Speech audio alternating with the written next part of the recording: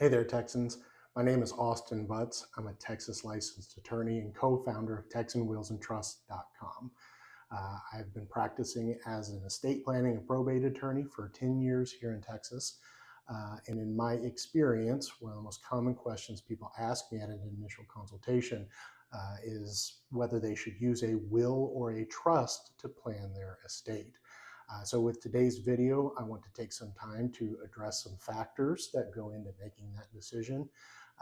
And while I'm not issuing any kind of legal opinion here, this is not legal advice, this is good legal information that you can use to make your own decision.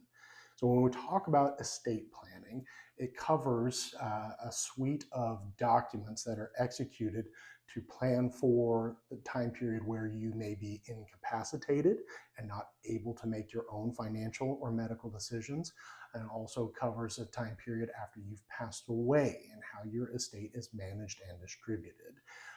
And so will-based planning and trust-based planning are the two primary ways you can do your estate planning here in Texas.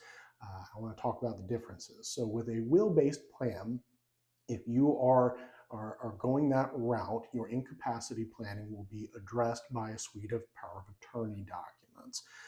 At TexanWillsandTrust.com, we include a financial power of attorney so that you can delegate authority to manage your finances, make sure your bills get paid if you're not able to do that yourself.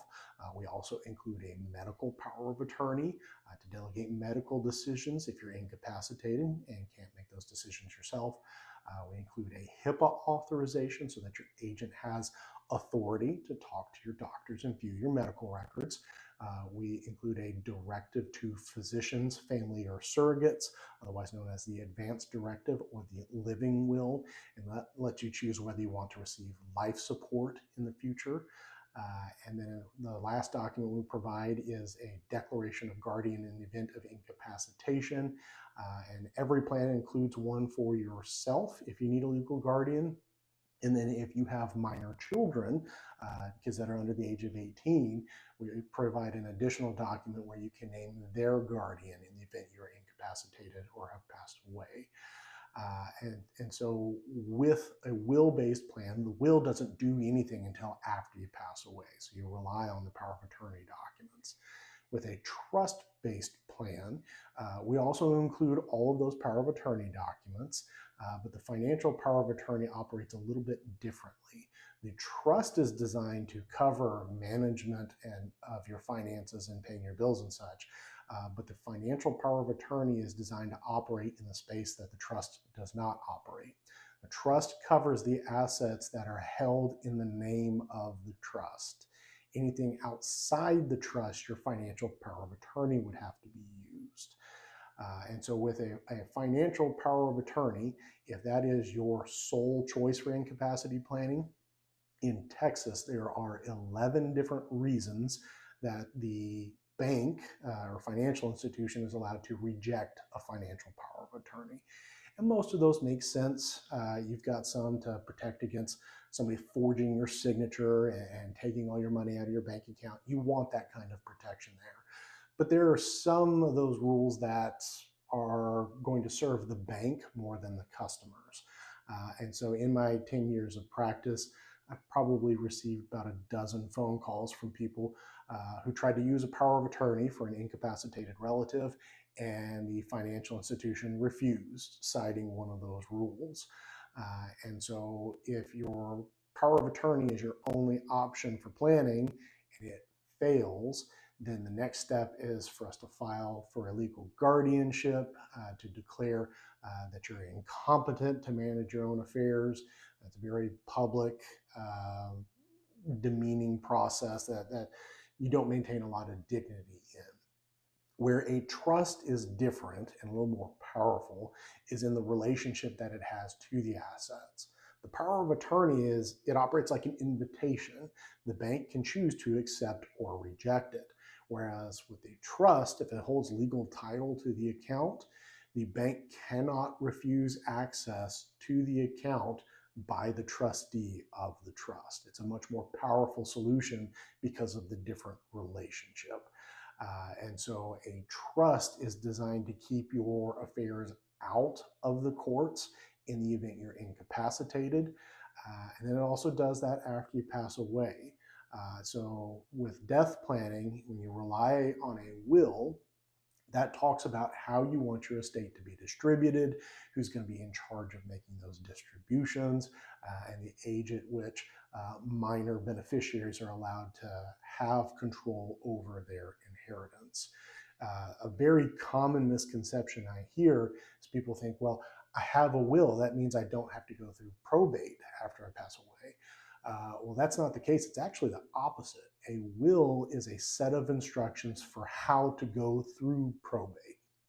In Texas, a will has no authority whatsoever until the will has been filed with the probate court.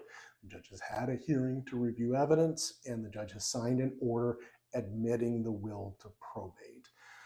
The executor does not have any authority until the will has been admitted to probate.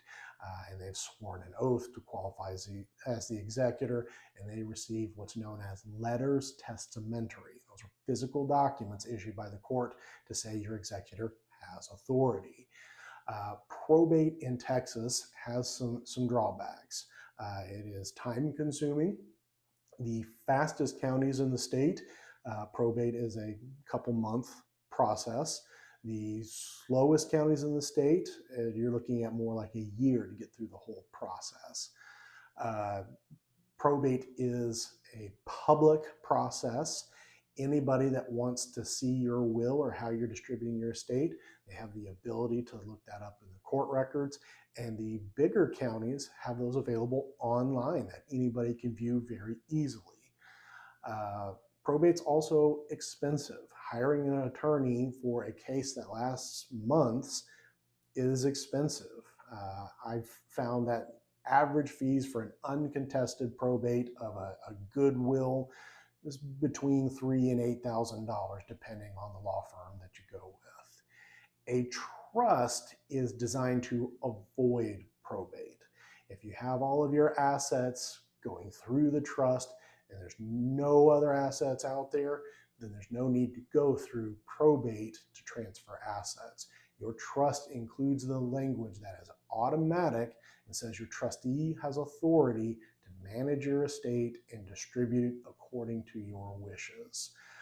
And so whether you use a will or a trust at TexanWillsandTrust.com, our married estate plans provide that everything goes to the surviving spouse when the first spouse passes away. And then after the surviving spouse passes, you're able to choose a number of beneficiaries to receive a share of your total estate. And you're given resources for an unlimited number of specific personal property bequests. So you can make sure those are covered as well. So the key distinction between will-based planning and trust-based planning is that will-based planning is designed to go through the courts. Trust-based planning is designed to avoid the courts.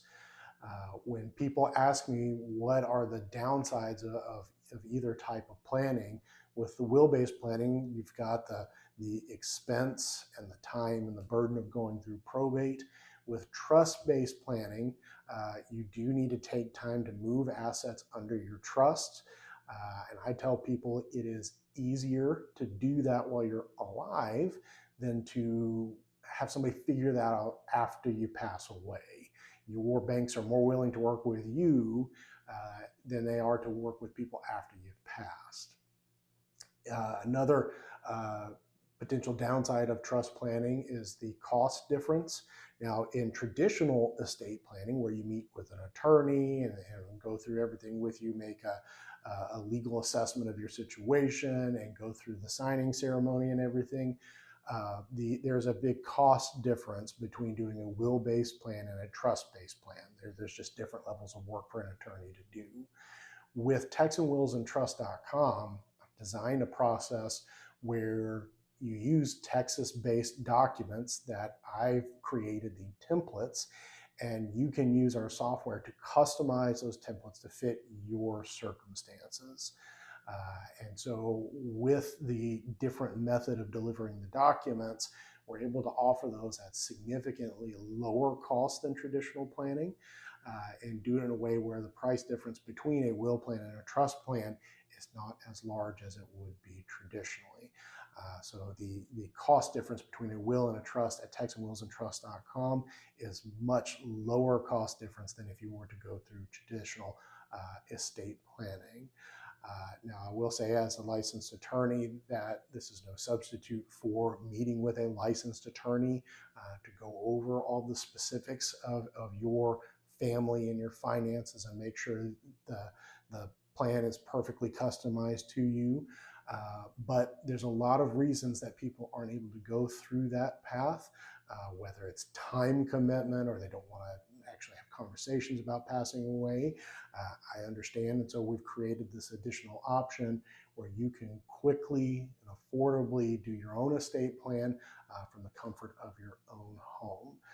So if you need to get your estate planning in place, you want to do a will or a trust-based estate plan, check us out at TexanWillsAndTrust.com. And we've got great articles talking about even more aspects of estate planning. And we can help you get set up with a will-based plan or a trust-based plan today.